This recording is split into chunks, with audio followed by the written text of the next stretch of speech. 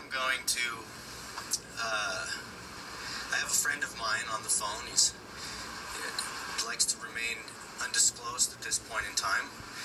And we've decided through some research that he's done to expose a few things that we think that the good citizens of Idaho should know. And so it is with this research that we believe that we're onto something that the people need to know, and we need you to be able to judge for yourself and see if the connections that we see are things that are causes of concern. So today I have my friend on the phone, and we're going to be walking through the video. And as you can see on the video, we're going to be starting at the Ada County Sheriff's Office page.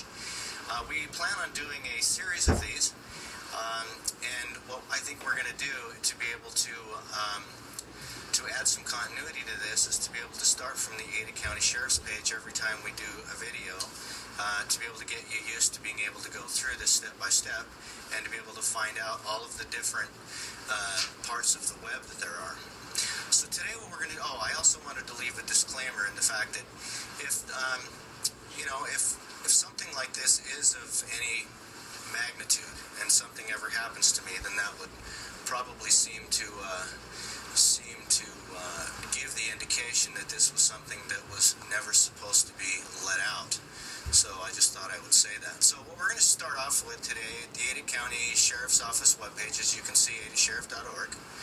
And we're going to go ahead and go to the Victims Witness tab. Sorry. Let's try this again.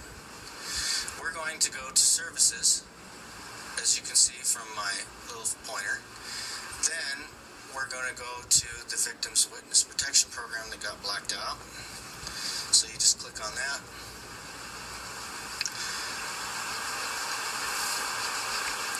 Okay, and so the first thing I want you to notice is the fact that the Victims Witness Program is actually run by the Ada County Sheriff's Office, or at least on their website, indicating that they have some connection with the program.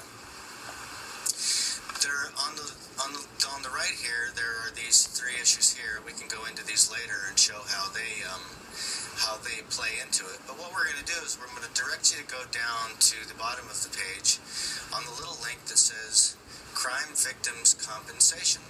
So we're going to go ahead and click on that. And all of a sudden we end up on the State of Idaho's page. So we actually went from the Ada Sheriff's page to the State of Idaho's page, just so you guys know that. And also down here on the left, on the lower left, it also shows who runs this page. So we have the Ada County Sheriffs involved so far, and we've only made 3 clicks. We've got the State of Idaho page, and then we've also got the Idaho Industrial Commission, which is actually running this page, allegedly. So what we're going to do is we're going to go to funding for the Crime Victims Compensation and take a look. Look at that. In all caps, it says no tax dollars are used to fund the program. And then it says underneath there, it says the program is funded by fines imposed by the result of a felony and misdemeanor, judgments imposed on offenders, a federal grant, and restitution from offenders. Wait a second. Federal grant. It says that it's funded by a federal grant. Is that one federal grant? Is that a bunch of federal grants? And aren't federal grants tax dollars? So, in essence, isn't the fact that it says no tax dollars and the fact that it's funded by a federal grant, is that an untruth? Or is that perhaps maybe they were confused that maybe federal grants mean something other than tax dollars? That's the first question I would have. So then where do we go? So we're going to go over to the FAQs first. See over here under See Also, FAQs. We're going to click on that. And then here's some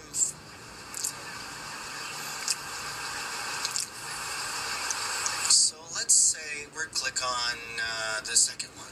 What are the conditions for eligibility? See what it takes. Let's see, to be eligible to receive financial assistance, the following conditions must be met. The crime must have been committed in the state of Idaho after 1986. The crime must be reported to law enforcement within 72 hours. The victim claimant must fully cooperate with law enforcement officials in the investigation and prosecution. The victim claimant must file a claim within the Idaho Crime Victims Compensation Program within 1 year. And the victim's claimant own misconduct must not have caused or contributed to the injury. So where should we go now?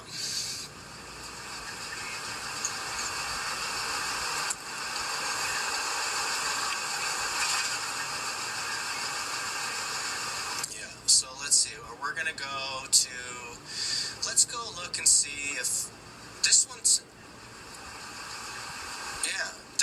Look at it. It says, does the offender have to be convicted? So the offender allegedly that's to be charged with a crime doesn't even have to be convicted of the crime. See right here it says no? It says no, the offender does not have to be convicted for the victim to be eligible for compensation. Well, I'm hoping that you guys are asking questions on, is this even possible for, can victims be fictitious? If the offender has never been charged with a crime, then how can there necessarily be a victim?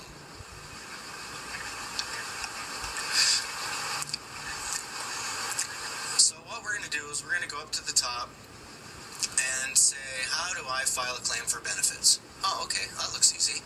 To file a claim for benefits under the Crime Victims Compensation Act, you will need to complete the Crime Victims Application and Compensation Form. You can obtain the form at any of these locations. Now pay attention to these, you guys. Idaho Industrial Commission, law enforcement agencies, prosecutor and attorney's office, hospitals, and victim advocate groups. Interesting.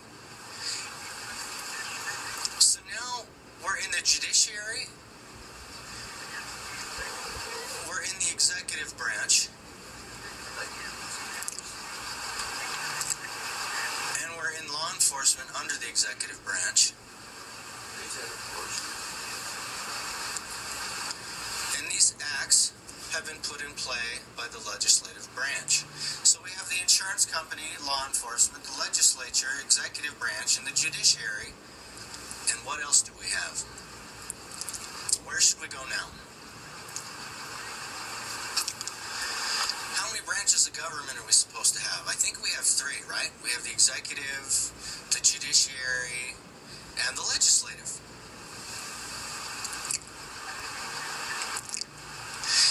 And the reason for having 3 branches of government, I'm guessing, would pertain to maybe separation of powers and checks and balances. That's right. Maybe it's not about the checks and balances and separation. It's about the amalgamation and the kumbaya and the cooperation of all these 3 branches. Anyway, 8:20. We're at 8:23 minutes, so we're going to be cutting this off in about a minute and a half. So if you guys stay tuned on this, as we come across as we decide to go deeper into the rabbit hole and take you guys a little bit down, we're going to give you the opportunity to be able to cruise around and look at the research that we've done. You can follow my interactive video there and to be able to see what you find. And it'd be really interesting to be able to hear back from you guys, hear what you think. If this thing throws off any alarm bells, if you guys have any questions or anything, it would be great to be able to hear from you. Other than that, we'd love for you guys to stay tuned to our next video in the series of videos that we have as we begin to start asking some serious questions. So at this point in time, I'm going to go ahead and terminate this video and welcome you all back soon. Thank you.